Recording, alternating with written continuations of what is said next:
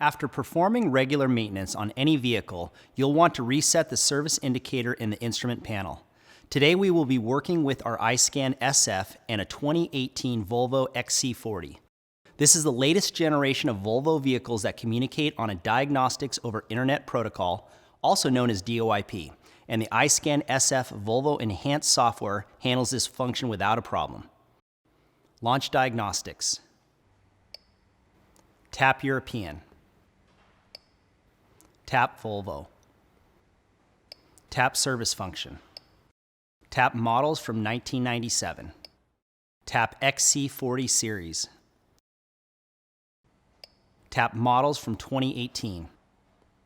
Tap Automatic Read Model Year. Confirm the correct vehicle is displayed. Tap Quick Service. Tap DIM, Driver Information Module, Service Reset. Be sure to have the ignition on, engine off. The reset is now complete.